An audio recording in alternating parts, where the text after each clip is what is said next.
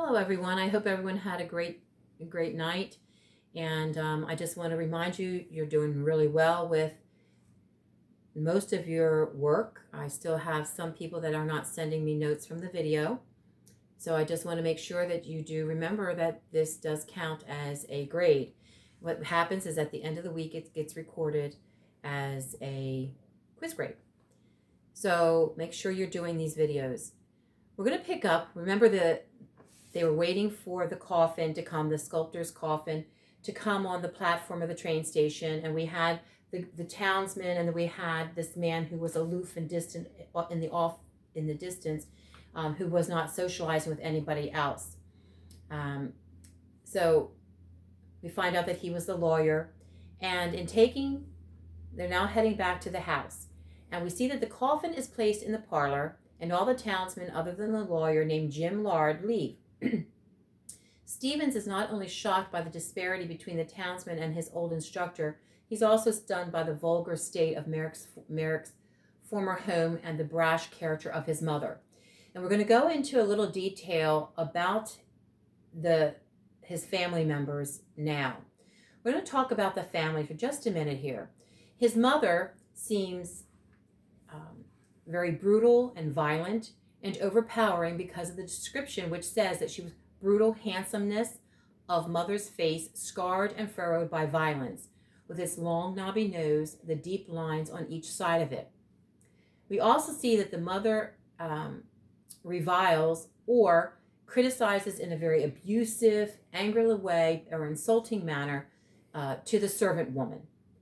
We also find out that after the incident, the wailings of the mother strike Stevens as extremely insincere. So she lashed out at the servant woman, and now Stevens just doesn't even think she was sincere at all with her wailing and her "my boy, my boy, my boy." We also have his sister, who seems desiccated, or desiccated means lacking vitality or interest. She's a very boring person. She's emotionally sterile and very hypocritical.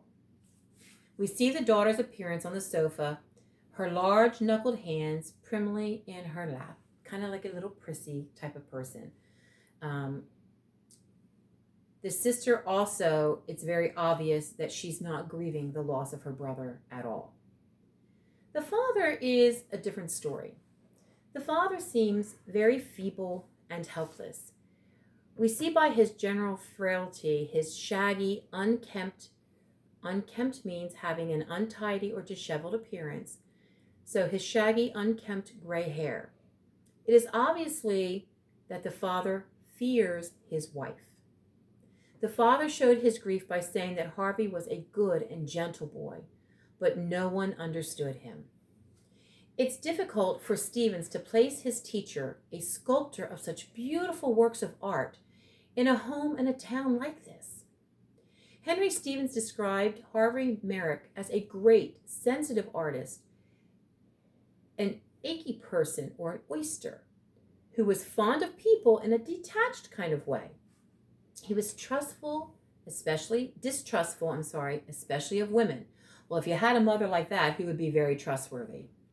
I'm sure he wouldn't trust women of that. And his sister was the same way. He believed the best of people, but he disliked strong emotion. I'm going to stop right there for now, and we'll pick up the rest of this so you can finish it up on Friday. Thank you.